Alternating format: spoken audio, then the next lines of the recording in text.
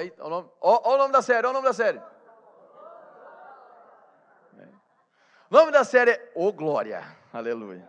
Aí depende do tom que você quer assumir. Ô Glória. Então, irmão, é o seguinte, ontem a gente teve uma noite fantástica, que foi a noite dos voluntários. Quem estava aqui? Que noite fantástica, carregada do poder, amém? Foi muito, muito intenso o que aconteceu ontem aqui, muito, muito mesmo.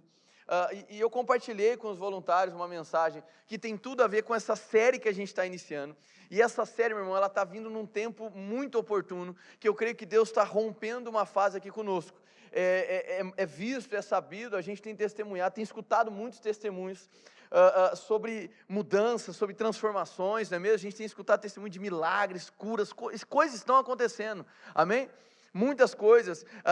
Culto passado, se não me engano foi no culto passado, a gente liberou uma palavra a respeito de pessoas que não estavam conseguindo dormir, etc. Meu irmão, a semana foi carregada de testemunho de pessoas que tiveram a melhor noite de sono e tem tido até o momento, amém?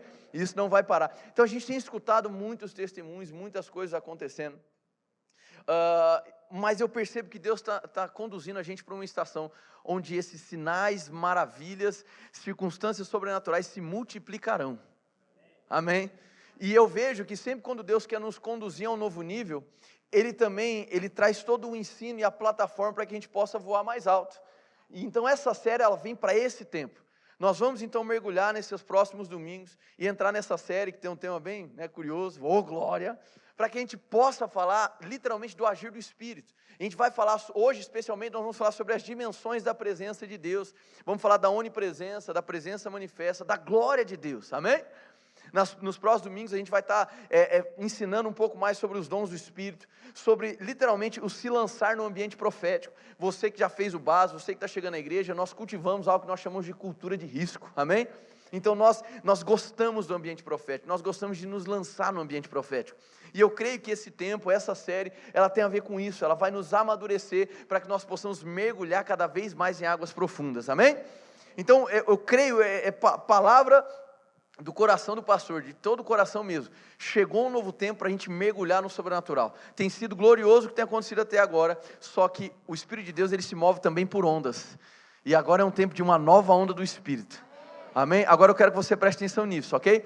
Eu não estou falando de um fluir, de um liberar de Deus do púlpito para vocês, eu estou falando de vocês para Campo Grande. Está comigo? Então eu não estou falando de restringir o mover do Espírito para o que acontece aqui.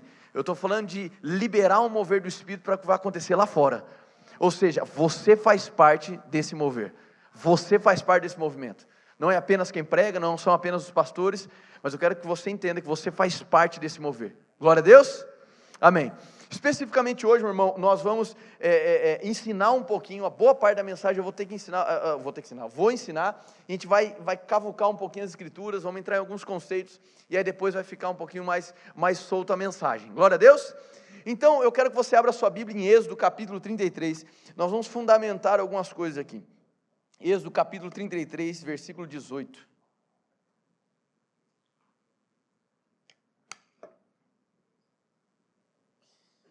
Aleluia. E como a série é Ô Glória, você está liberado para dar uns glória. Aleluia. Fica livre, irmão. Êxodo 33, versículo 18, diz da seguinte maneira: Então disse Moisés, rogo-te que me mostres a tua... Respondeu-lhe o Senhor, eu farei passar toda a minha bondade diante de ti, e te proclamarei o nome do Senhor. Olha para cá um instantinho.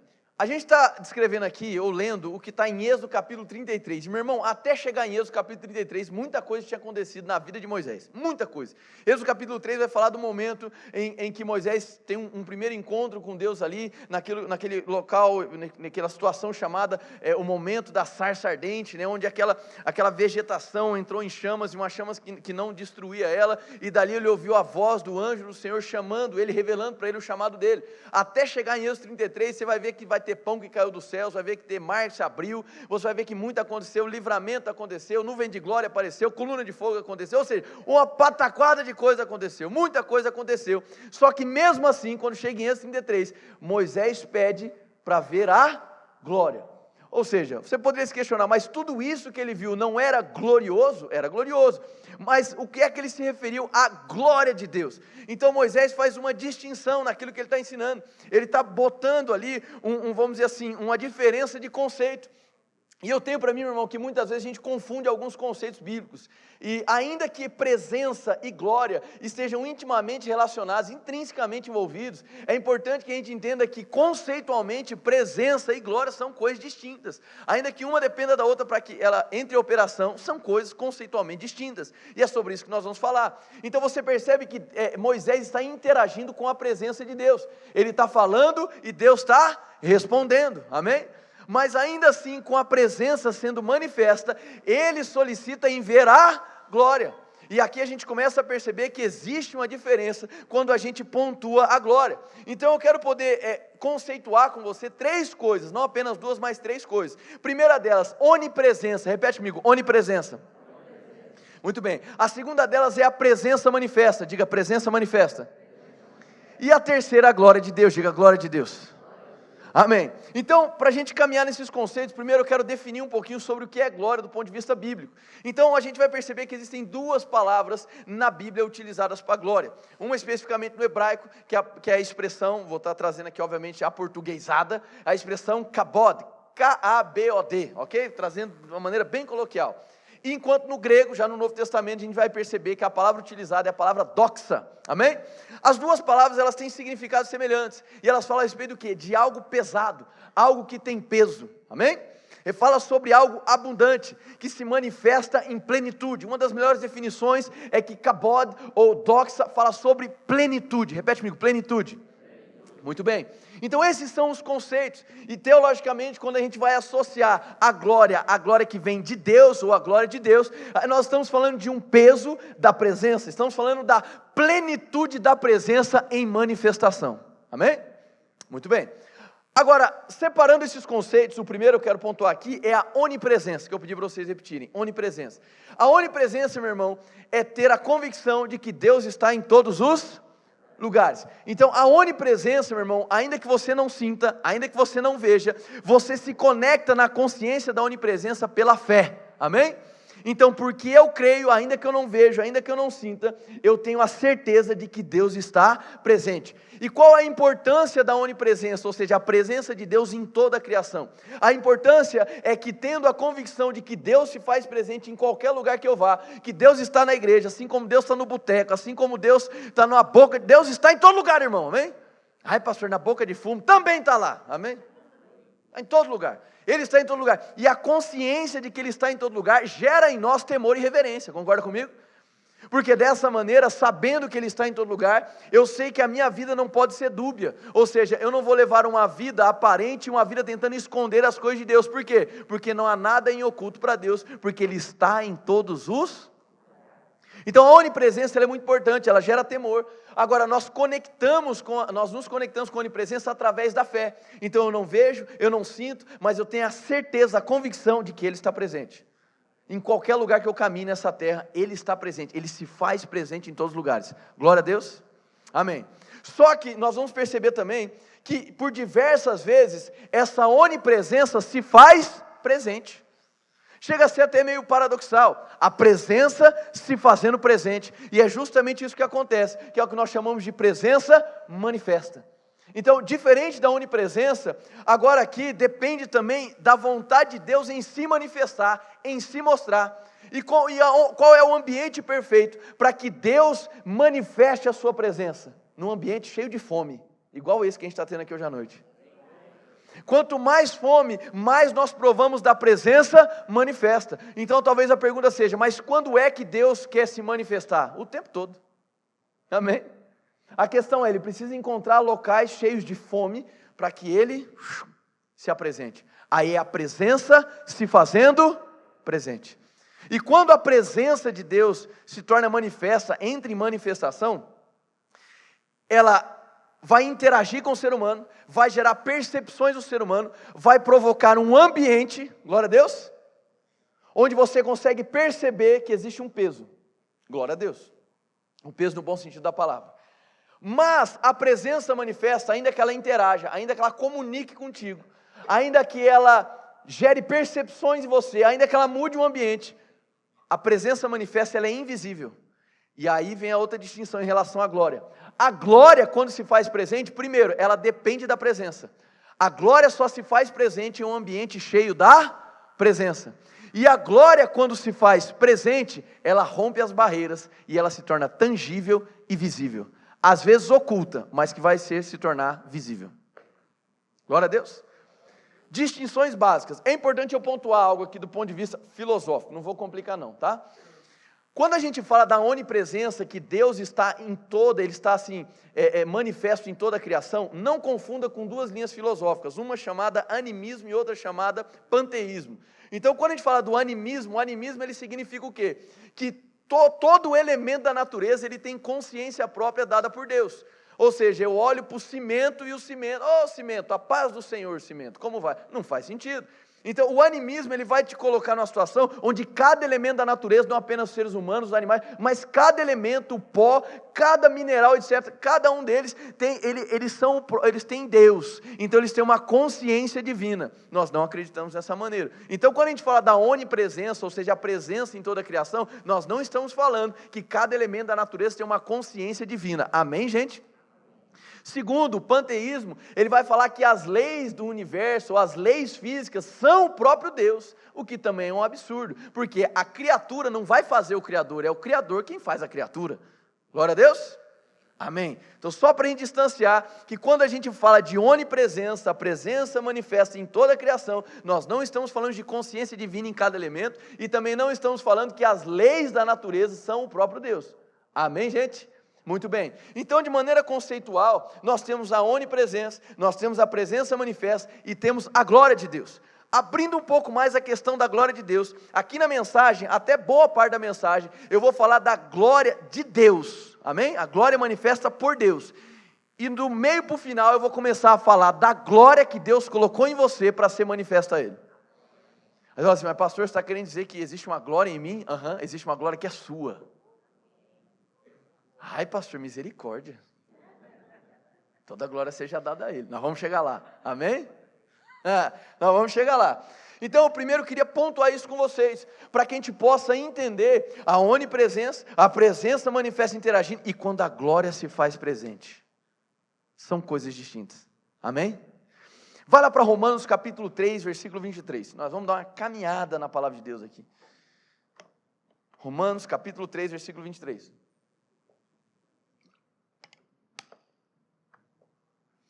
Romanos 3, 23, Paulo está ensinando, e ele diz da seguinte maneira: pois todos pecaram, e destituídos estão Muito bem, esse é um texto no Novo Testamento, na Nova Aliança. Paulo está falando com a igreja, Paulo não está definindo a situação da igreja, amém, gente? Paulo está narrando um fato, por conta do pecado de Adão, todo ser humano agora está debaixo de pecado. Porque um pecou, todos pecaram. Então, por conta da ofensa de Adão contra Deus, o que aconteceu é que todo ser humano se tornou portador de uma natureza pecaminosa. E não tem como ser portador de uma natureza pecaminosa e não ser destituído da glória. Então, o resultado de ser um possuidor da natureza pecaminosa é você ser destituído da glória de Deus. Ora, se todos foram destituídos da glória de Deus por conta de Adão, quer dizer que quando Adão foi criado, ele não estava destituído da glória, mas ele era um possuidor da glória, e porque ele pecou, então ele se tornou destituído da glória. Fez sentido ou não? Glória a Deus. Agora eu quero que você vá para Gênesis capítulo 3, versículo 7. Gênesis capítulo 3, versículo 7. Que é exatamente o momento subsequente à queda do homem. Olha só isso aqui, Gênesis 3,7, então os olhos de ambos foram abertos, e perceberam que juntaram, pois, folhas de figueira e cobriram-se. Olha para cá um instantinho, irmão, a palavra de Deus nos demonstra, que quando Moisés tinha contato com a glória, havia um brilho sobre o rosto dele, que se desvanecia. Mas repete comigo, brilho. Mateus 17 conta que Jesus, em determinado momento, ele vai com alguns dos seus discípulos para um local, ali conhecido como Monte da Transfiguração, e ali então, os discípulos têm uma nova imagem de Jesus, uma nova dimensão de Jesus, agora o Jesus glorificado, E o texto diz que os discípulos ficaram admirados, porque até mesmo as vestes de Jesus já não se enxergavam mais, tamanho era o brilho da glória. Quem aqui está me entendendo? Amém? Então, entendendo que a glória se faz tangível, entendendo que a glória se faz visível, entendendo que Jesus glorificado manifestava uma glória que até mesmo as suas roupas não eram vistas, quando o ser humano pecou e foi destituído da glória, quer dizer que ele se tornou consciente de que ele estava nu. Presta atenção nisso, ele se tornou consciente de que ele estava nu, porque o vestido que cobria ele, sobrenatural, deixou de existir. A glória era a roupa do ser humano, até que ele viesse a pecar. Acho tão lindo isso, aleluia. Porque a gente tem uma ideia, olha para a gente e acha que é quase uma praia de nudismo. Adão e Eva, e a verdade não é essa. A verdade não está falando nesse sentido. A verdade é que eles só se tornaram conscientes da nudez física deles, quando a glória que cobria eles deixou de existir. Quando eles foram destituídos da glória, aí eles tiveram que procurar uma aparência física para cobrir a si mesmo. O que é que a gente entende com isso? Que a glória de Deus é tão poderosa que ela se sobrepõe à nudez, à humilhação e à vergonha. Amém? Então eles andavam vestidos, mas não eram com roupas naturais, mas eles andavam vestidos com a glória. E quando eles pecaram, eles foram destituídos da... E aí então, quando o vestido sobrenatural caiu, as vestes sobrenaturais caíram, o que restou foi olhar para a nudez um do outro. E logo eles procuraram folhas de figueira para cozer. Está comigo? Então, a glória tem a capacidade de se sobrepor à vergonha, à nudez e à humilhação. Você pode dar uma glória a Deus por isso? Muito bem.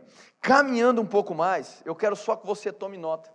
Eu vou narrar rapidamente aqui uma história que aconteceu no Antigo Testamento. Em 1 Samuel capítulo 4. Do versículo 1 a 11 e o versículo 21 e 22, ok? Eu vou narrar a história, mas você pode tomar nota aí. 1 Samuel capítulo 4, ele vai contar para nós uma história de uma das guerras que Israel teve com os filisteus. E o que aconteceu era que Israel foi contra o exército dos filisteus. E naquele primeiro momento de batalha, foram em 2 estágios essa guerra. No primeiro momento de batalha, 4.000 soldados da nação de Israel morreram, ok? Morreu, perderam a batalha, tudo bem? Perderam. E aí os que sobraram voltaram e falaram assim, olha, sabe por que a gente perdeu? Estou parafraseando, tá? A gente perdeu porque a Arca da Aliança não está aqui. A Arca da Aliança, para você que ainda não tem essa intimidade com as Escrituras, e é importante que você saiba, a Arca da Aliança era o símbolo máximo da presença de Deus para a nação de Israel no Antigo Testamento.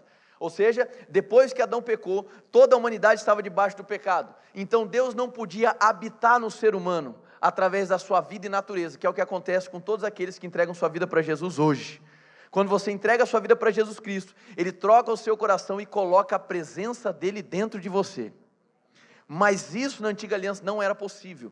O ser humano era corrupto, pecador em sua essência. Então Deus não podia habitar no ser humano. E por conta disso, Deus, mesmo não podendo habitar no ser humano, Deus buscava tocar e livrar o homem, porque Deus nunca deixou de amar o homem, ainda que ele fosse desobediente. Então Deus cria um modelo de adoração na antiga aliança, não serve mais para nós, mas esse modelo na antiga aliança era um modelo de adoração tabernacular. Existia um local, existia uma tenda, e existia um compartimento principal nesse local. E nesse compartimento principal, extremamente inacessível, estava a Arca da Aliança. E a Arca da Aliança era o símbolo máximo, a representatividade máxima da presença de Deus. Amém? Então, quando os israelitas falaram assim, olha, perdemos a batalha porque a arca não estava presente, o que eles estavam querendo dizer, olha, nós perdemos porque a presença não estava presente. E aí então eles falam com o sacerdote Eli, e falam, Eli, é o seguinte, manda essa arca para cá, manda para cá, porque a gente quer vencer o negócio, e se não tiver arca, 4.000 já morreram. Aí Eli pega, e pela linhagem sacerdotal, ele levanta seus 2 filhos, Rofni e Finéias, era o nome das bênçãos. E aí então os 2 são levantados, Eli manda para eles levarem, transportarem a arca, porque apenas a família sacerdotal poderia fazer o transporte da arca. E aí Rofni e Finéias conduzem essa arca até o local de batalha. Só que tem um problema, Rofni e Finéias eram 2 imorais, corruptos, eles eram sem vergonha, a verdade é essa.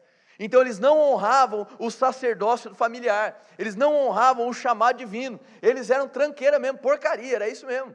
E aí sabe o que acontece? Eles chegam lá no local de batalha, eles levam a arca. E aí eles voltam para a batalha. E quando a guerra recomeça, sabe o que acontece? Agora com a arca presente, morre 30 mil. Ou seja, não deu certo, né? De 4 morreu 30. E tem mais. Não apenas 30 mil morreram, mas também Hofni e Finés morreram. Calma que vai piorar. Aí os que sobraram voltam para Eli e falam: Eli, é o seguinte, a gente levou a arca, mas morreu 30 mil. Aí ele: meu Deus, mas tem mais, seus 2 filhos morreram. Ele: eu não acredito. E tem outra notícia, roubaram a arca. Calma que vai piorar. Ele, embasbacado com a notícia, cai da cadeira, quebra o pescoço e morre. Calma que vai piorar. A mulher de Finés estava grávida. E ela, tomando conhecimento de que o sogro morreu, o marido morreu, o cunhado morreu e a arca foi roubada, ela entra em trabalho de parto. Final da história da mulher, morre também. O trabalho de parto foi complicado e ela morre. Só que antes de morrer, ela pega e faz uma declaração. E ela diz assim: o meu filho se chamará Icabod. Quem se lembra que glória no hebraico é kabod? Icabod, I-Y, esse prefixo no hebraico significa não. Ou seja, ela estava dizendo que o filho dela chamaria não glória. E ela acrescentou: e a glória se foi. Agora você pode dizer assim: então a glória se foi porque a arca foi roubada. Essa seria a nossa primeira linha de pensamento. Mas na verdade não. Na verdade ela constatou algo que já havia acontecido. Em que momento que isso aconteceu? Porque para espanto dos israelitas, a vitória não veio com a arca presente, sendo que eles já haviam testemunhado situações que com a arca presente a vitória tinha acontecido. A questão é que em determinado momento a nação de Israel, ao invés de tratar a presença como uma realidade, tratou a presença como um amuleto. E todas as vezes que você trata a presença como um amuleto e não como uma realidade, você deixa de provar da glória. Amém? Então eles trataram a presença como um amuleto, como um escape, como uma saída. Sabe, talvez você já escutou isso, talvez você já falou isso. Olha, o possível eu faço, mas o impossível é Deus quem faz. E assim, eu entendo e eu compreendo, ok? Mas eu confesso que eu não concordo. Por quê? Porque, meu irmão, Deus é o nosso Pai, amém? Um bom pai, ele não espera o filho se lascar para entrar na causa. Concorda comigo? Um bom pai caminha com o filho, nas situações possíveis e nas impossíveis. Ele fala assim: sobe aqui que eu te levo agora. Então Deus não quer fazer parte da sua vida apenas nas situações que você precisa de livramento. Porque às vezes nós tratamos a presença de Deus como um escape. Tudo deu errado, agora é só Jesus na causa. Eu não tenho mais a quem recorrer, agora é só Deus para fazer o impossível. Mas quem foi que disse que Deus só quer atuar na sua vida quando você está no momento de vulnerabilidade? Deus quer fazer parte da sua história em cada segundo, em cada minuto, em cada dia, em cada semana, em cada ano. A proposta de Deus para você é uma proposta relacional, não é uma proposta religiosa. Deus não te chamou para ser membro de uma instituição, Deus chamou para ser filho, pertencente à família dele. Deus chamou para sentar à mesa dele. Amém? Então não trate a presença como um amuleto, um talismã, do qual apertou, agora eu preciso. Abre a Bíblia no Salmo 91, deixa lá na frente da casa que nada vai acontecer. Então a nação de Israel em determinado momento parou de reverenciar a presença. Ao invés de tratar a presença como uma realidade contínua, eles passaram a tratar a presença como um escape. Traz a arca aí para resolver a parada. Quem aqui está me entendendo? E então ali a mulher de Finés, que veio a falecer, ela constatou uma realidade espiritual da nação. Ou seja, a glória se foi. Ok, eu estou contando até aqui, parece que a mensagem é só tragédia, mas não é. A questão que você precisa entender é que infelizmente muitas pessoas na igreja, no tempo atual, ou seja, pós-cruz, em Cristo, muitas pessoas elas se consideram como que sendo da geração de Icabod. Ou seja, eu estou aqui, mas é tudo ruim, nada presta, a glória se foi. Não, irmão, você não está em um tempo de glória que se foi embora, você está em um tempo de glória maior. Amém? A sua história não parou em Icabod, a sua história não parou quando a glória foi embora, a sua história começou quando a glória encarnou e caminhou entre nós. O nome dessa glória encarnada é Jesus Cristo. É por isso que tudo é sobre Ele, tudo volta para Ele, o início nas nossas vidas está nele, o centro do Evangelho é Ele, o centro da mensagem deve ser sempre Ele. Por quê? Porque Ele, Cristo, é a manifestação da glória. Hebreus capítulo 1, versículo 3 diz que Jesus é o esplendor da glória, diz que Ele é a imagem exata do Deus vivo. Meu irmão, deixa eu te dizer uma coisa, enquanto a onipresença você se conecta com a fé, enquanto a presença manifesta é Deus se fazendo presente, interagindo com o homem, a glória são os atributos de Deus, o caráter e a sua natureza, quebrando a tangibilidade humana e tocando você. Sabe quem fez isso? Jesus Cristo. Ele é o ápice da manifestação da glória de Deus. Ele transcendeu e caminhou entre nós, Ele tocou, Ele falou, Ele abraçou, Ele liberou o céu sobre a vida das pessoas. Por quê? Porque Ele era a própria glória de Deus em manifestação. Não tem como anunciar um evangelho que não tenha Cristo como centro, não tem como apresentar um tipo de evangelho que não tenha a manifestação da glória plena no centro de tudo, Jesus Cristo. Amém? Diga Jesus. Muito bem. Ele é o centro de todas as coisas. Eu quero que você abra agora em 2 Coríntios, capítulo 3.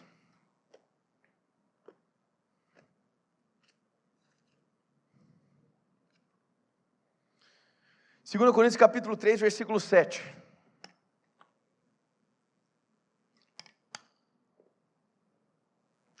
Segunda Coríntios capítulo 3, versículo 7 diz assim: e se o ministério da morte, gravado com letras em pedras, veio em glória, de maneira que os filhos de Israel não podiam fitar os olhos na face de Moisés, por causa da glória do seu rosto, ainda que desvanecente, como não será de maior glória o ministério do Espírito? Se o ministério da condenação foi glorioso, muito mais excederá em glória o ministério da justiça, pois o que foi glorioso não é em comparação com a glória insuperável. E se o que desvanecia teve sua glória, muito mais glória tem o que permanece. Versículo 18, e todos nós, diga, está falando comigo, com o rosto descoberto, refletindo a glória do Senhor, somos transformados de glória em glória, na mesma imagem, como pelo Espírito do Senhor. Quantos podem dar um glória a Deus por isso? Meu irmão, era para você estar plantando bananeira gospel agora aqui. O que a palavra está querendo dizer é o seguinte: Jesus, através da obra consumada, João capítulo 19, versículo 30, está consumado. Através da obra consumada, iniciou-se um novo tempo, uma nova aliança, o ministério do Espírito. Então, o que o texto está querendo dizer, o que o Paulo está querendo ensinar é o seguinte: você achou glorioso o que aconteceu nos tempos antigos? Você achou glorioso o mar se abrindo, o rio secando, o pão caindo do céu? Você achou glorioso o quarto homem na fornalha? Então, que tal agora provado desse quarto homem que estava na fornalha dentro de você? Que tal agora, ao invés de você testemunhar os grandes feitos de Deus através da natureza, você ser um portador da própria presença de Deus? Então não tem como comparar o ministério de outrora com o ministério atual do Espírito. Nós estamos em um tempo de glória maior. Nós estamos em um tempo de um ministério extremamente glorioso, infinitamente superior. Eu não estou dizendo que você não pode se surpreender com o que aconteceu nos tempos antigos, mas ei, existe muito mais coisa que pode acontecer através da sua vida. Porque você está em um tempo de glória maior, que tem como centro o esplendor da glória que é Cristo. Ou seja, se a glória reside nele, nós somos igreja e somos um com ele, então nós provamos de uma glória, e não mais que se desvanece, mas agora uma glória permanente. Aleluia. Essa é a nossa realidade nele. Mais uma vez, não vem de nós, não é pela nossa força, mas é algo que veio dele. Glória a Deus. Caminhando um pouco mais, eu quero que você abra a sua Bíblia em 2 Coríntios, capítulo 4.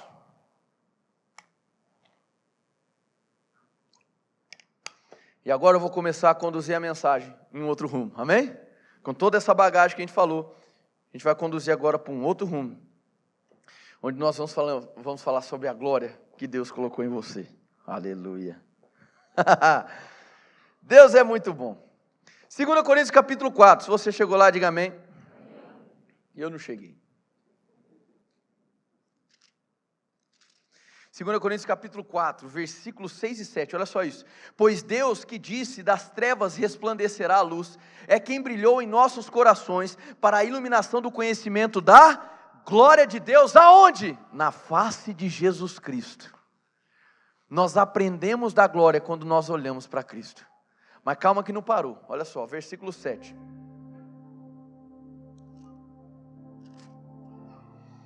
Temos, porém, este tesouro em vasos de barro, para que a excelência do poder seja de Deus e não de nós. Olha só que interessante isso aqui. Paulo não ignora o fato de nós termos limitações, e coloca a humanidade como vasos de barro. É um fato isso? É um fato. E talvez você já se questionou isso, ou talvez você está vindo aqui pela primeira vez e está escutando essa mensagem sobre presença, sobre glória, e sobre o ser humano ser um portador da presença, ser alguém que pode refletir a glória. Obrigado. E você fala assim, mas como poderia eu então? Eu ser um portador? Sim.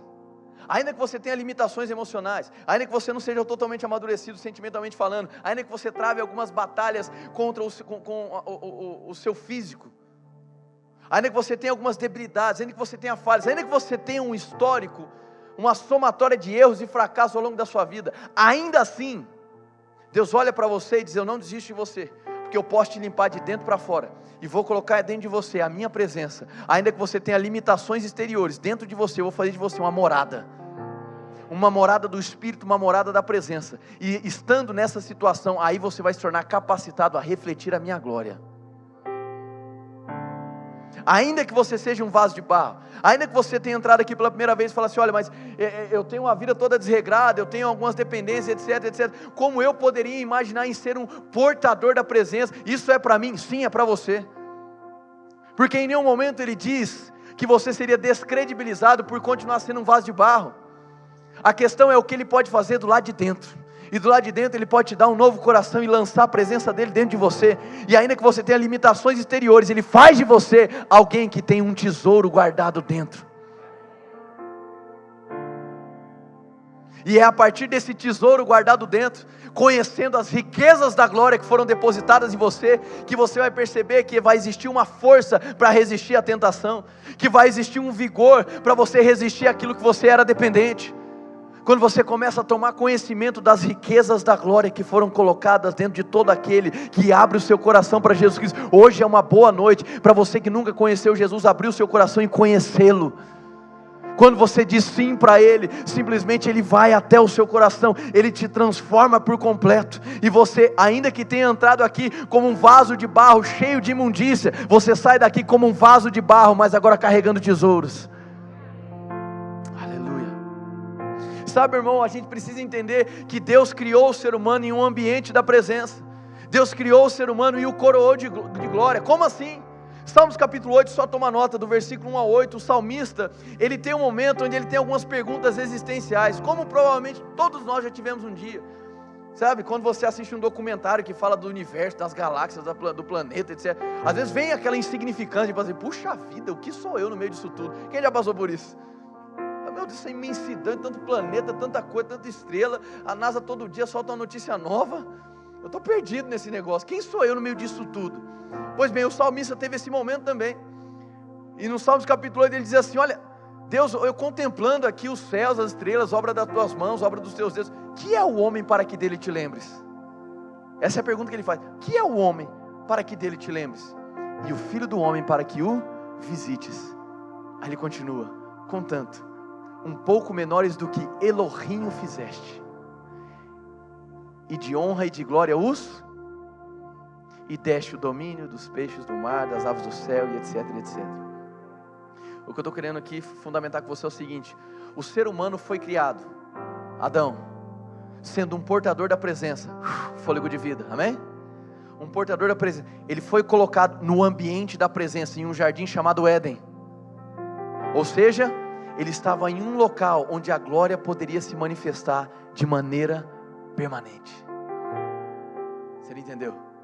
Na nova aliança, Deus faz do teu interior um jardim, onde a presença está lá de maneira permanente. Isso te capacita a manifestar a glória. Agora deixa eu te dizer uma coisa, tudo que Deus cria, Deus coloca uma glória particular. E Deus fica feliz quando a glória manifesta. Vou te dar um exemplo. Qual é a glória do sol? Brilhar, de uma maneira bem coloquial, amém? Qual é a glória do peixe? Nadar. Só perguntas difíceis hoje, né, aleluia? Qual a glória dos pássaros? Tudo que Deus cria, existe uma glória. E Deus se alegra quando aquilo que Ele colocou como glória própria é colocada para fora. Aí eu lhe pergunto, qual foi a glória que Deus colocou em você? A glória do artista é se expressar. A glória do músico é expressar as habilidades que Deus confiou. Quem aqui está me entendendo? Se o peixe foi criado para expressar a sua glória no nadar, as aves do céu foram criadas para expressar a sua glória no voar. Eu estou aqui para te dizer que os filhos de Deus foram criados com uma glória para refletir a glória de Deus. Aí você pode dizer assim, então é adorar? Exatamente. Uma vida de adoração glorifica ao Pai. Agora vamos lá. Por muito tempo pensou-se que a adoração e glorificar a Deus é algo que acontecia só nos cultos. Mas vamos lá, Gênesis 1, 26, 27, o que aconteceu? Façamos, pois, o homem à nossa imagem, conforme a nossa semelhança, e cante, dance, erga as mãos para o céu, domine. Ou seja, o ser humano recebeu uma capacidade divina para zelar do jardim e para dominar a terra. Essa era uma incumbência. Deus dotou o ser humano disso. E quando o ser humano organizava as coisas na terra em comunhão com os céus, ele estava glorificando a Deus, porque ele estava colocando a glória que Deus colocou dentro dele para fora. Eu não estou falando de uma glória fabricada pelas suas emoções, eu estou falando de uma glória divinamente semeada. Deus colocou uma glória em você. Agora, como tudo vem dele, tudo volta para ele, a glória que ele colocou em você, quando você coloca para fora, volta para ele como adoração. Existe um autor, e eu recomendo que você adquira um livro dele chamado A Glória de Viver, Myles Munroe. Reverendo Myles, ele fala algo que todas as vezes eu já vi ele falando sobre isso em pregações, em vídeo, eu já li isso algumas vezes, e todas as vezes que eu leio, eu assisto, eu escuto, é algo que me deixa reflexivo. E ele diz da seguinte maneira, ele falou assim, os locais mais ricos que existem na terra não são os grandes palácios, nem as grandes construções, nem as grandes metrópoles, mas os locais mais cheios de tesouros que existem na terra são os cemitérios.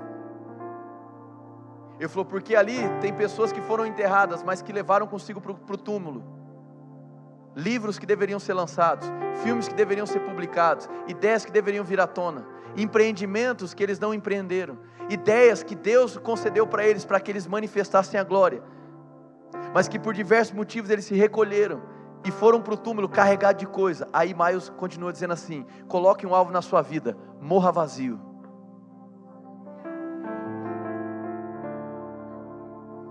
Se eu posso te orientar em algo essa noite, mude o alvo da sua vida e coloque como alvo, morrer vazio. Sabe o que é isso? É chegar no fim dos seus dias, ou no encontro com Jesus, e você olhar e falar, sabe de uma coisa? Tudo que Ele colocou em mim, para subir como glória a Ele, eu entreguei de volta.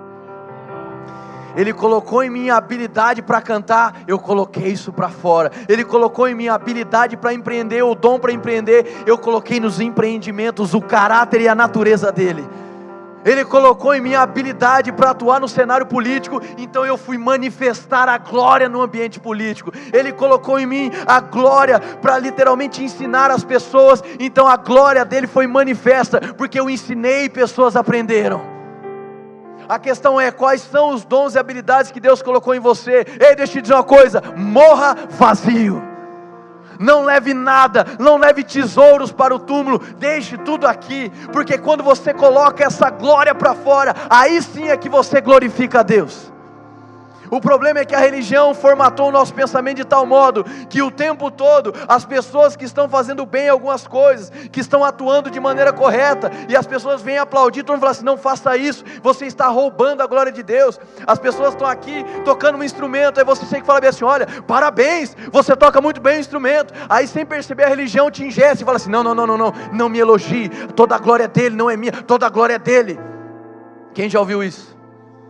Ou então em outra situação, a pessoa fala assim, olha, é o seguinte, aquela pessoa foi muito bom, parabéns, como aquela pessoa canta bem, alguém chega no seu lado e fala assim, não fique enaltecendo a pessoa, não fique dando glória a essa pessoa, toda a glória deve ser dada a Deus, você está roubando a glória de Deus, meu irmão, vamos lá, vamos arrumar esse negócio aqui. É o tipo de coisa que me injuria. Por quê? Você é filho de um bom pai. Eu tenho 2 filhos. A Maria Clara está crescendo, daqui a pouco ela vai fazer prova, certo? Aí ela vai lá e chega em casa: pai, tirei 10. Aí a família toda: parabéns, você é 10. Eu falo: negativo. Quem criou fui eu, a glória é minha. Percebe como a gente faz? Como é ridículo isso? Ei, você tem um bom pai. Ok, vou personificar Deus, ok? Eu sou bom pai. Eu falo assim: vai lá, toca a guitarra.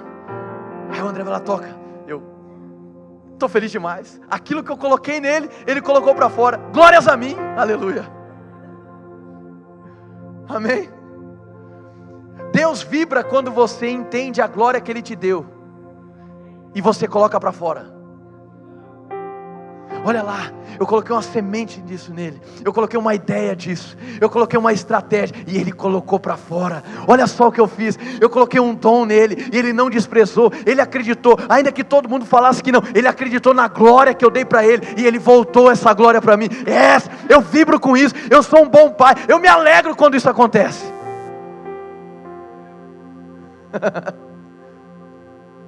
Amém? Deus está vibrando com você quando você coloca para fora toda a glória que Ele te entregou. Quem se lembra que no capítulo da criação, quando Deus criava e na sequência aquilo cumpria o seu desígnio, Ele dizia: e viu Deus que era? Porque Deus se alegra quando Ele vê uma glória que Ele deu sendo devolvida para Ele em manifestação. Eu quero que você entenda que você foi criado para refletir a glória de Deus. Diga: eu fui criado para refletir a glória de Deus. Não precisa abrir lá, já estamos encerrando. Colossenses 1, 26 e 27 diz da seguinte maneira: Cristo em vós, a esperança da... Olha que texto precioso. Cristo em você é a esperança da glória. Para quem? Eu quero que você entenda que no dia que você entrega a sua vida para Jesus Cristo, Deus acende uma luz em você. Vamos trazer nesse contexto, amém? Para que essa luz seja liberada em meio às trevas.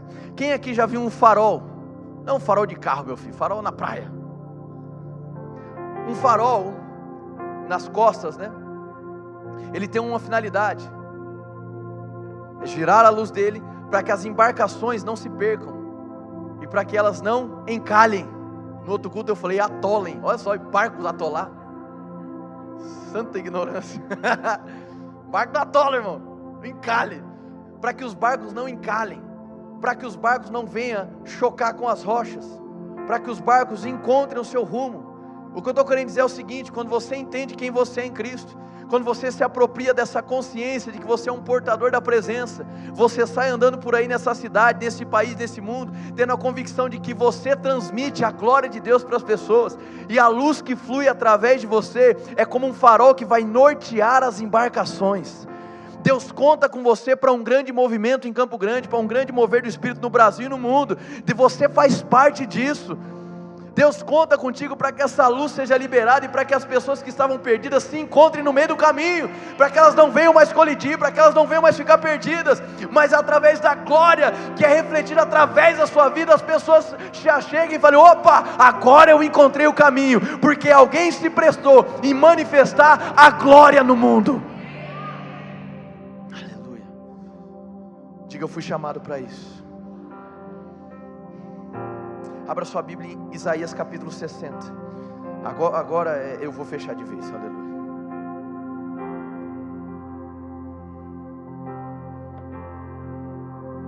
Isaías capítulo 60. Você vai vibrar demais quando a gente lê isso aqui.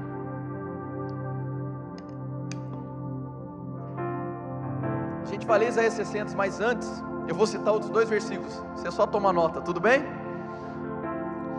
Abacuque capítulo 2, versículo 14 diz assim: pois a terra se encherá do conhecimento da glória do Senhor, como as águas cobrem o mar. Olha só que interessante isso. Tem um grande pregador que eu gosto muito de ouvir, chamado T.D. Jakes, e ele em um ensino sobre a manifestação da glória, ele usa esse texto e ele diz da seguinte maneira: pois a terra se encherá do conhecimento da glória do Senhor, como as águas cobrem o mar. E ele falou assim: o movimento das águas no mar são em ondas. Ele falou assim: existe uma expectativa no mundo de que aqueles que são portadores da glória comecem a se mover como ondas, para que toda a terra seja coberta do conhecimento da glória. Você faz parte desse despertar na terra, onde as pessoas serão testemunhas de que a glória de Deus não se foi, mas ela permanece nos filhos de Deus. Tem um outro versículo, Provérbios 25:2, eu até citei na semana passada, e você pode só anotar o versículo. Provérbios 25:2, ele diz assim: a glória de Deus é ocultar certas coisas, ou esconder algumas coisas, e descobri-las é a glória dos reis. Eu gosto muito dessa passagem, e eu confesso que eu sempre a interpretei no sentido de, e eu até disse aqui para vocês, que Deus não esconde as coisas de nós, mas Deus esconde as coisas para nós, amém? Deus não está escondendo as coisas de você, mas Ele está escondendo as coisas para você, Ele preparou para você, amém? Só que eu comecei também a entender que esse texto diz respeito ao teu íntimo. Quem aqui se lembra que nós fomos descritos na Bíblia como vasos de barro que portam tesouros? Ou seja, Deus escondeu coisas dentro de você, não de você, mas para você, as riquezas da glória. E quanto mais você tem um relacionamento de intimidade com Ele, mais você descobre aquilo que Ele colocou dentro de você. A glória dele é esconder, é ocultar, e a dos reis é descobrir. Isaías 60, agora sim. Muito bem. Dito tudo isso, meu irmão, Isaías 60 vai fechar com tudo que eu quero falar. Isaías 60 versículo 1 diz assim: levanta-te, resplandece, pois já vem a tua luz, e a glória do Senhor vai nascendo sobre ti. As trevas cobrem a terra e a escuridão dos povos, mas sobre ti o Senhor vem surgindo, e a sua glória se vê sobre ti. Tá bom, eu vou esmiuçar um pouquinho aqui, tá bom? A realidade era para você estar dando girando no manto aqui, aleluia. Existe uma versão em inglês que eu gosto muito, Bíblia Scofield, que diz assim: arise and shine. Sabe o que é isso? Levante e brilhe. Você não entendeu ainda? Esse texto está falando de você. É tempo de você levantar e brilhar. Densas trevas cobrem a terra, mas sobre você,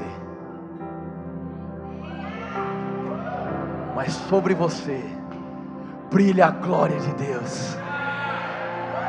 Então você não anda mais como quem tem medo do escuro. Por quê? Porque a luz reside em você.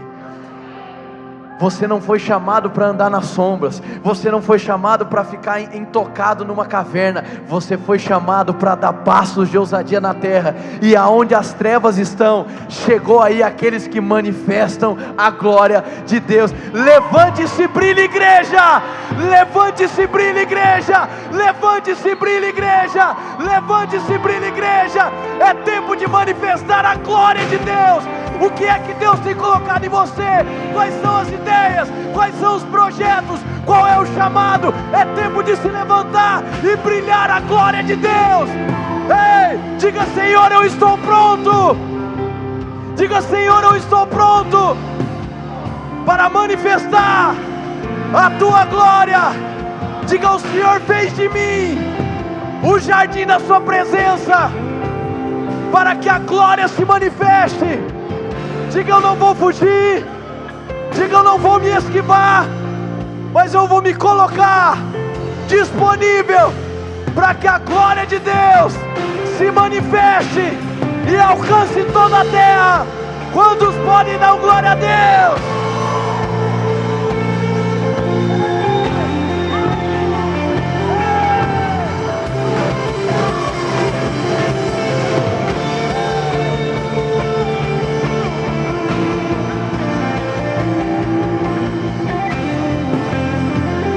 É tempo de se levantar e brilhar. Troque o alvo da sua vida hoje e decida colocar um alvo: morrer vazio. A glória que Deus depositou em você, é tempo dela entrar em manifestação, para que você possa dizer: Assim como o peixe manifesta a sua glória nadando, assim como a ave manifesta a sua glória voando, eu tenho manifestado a glória de Deus, refletindo a glória dele nessa terra.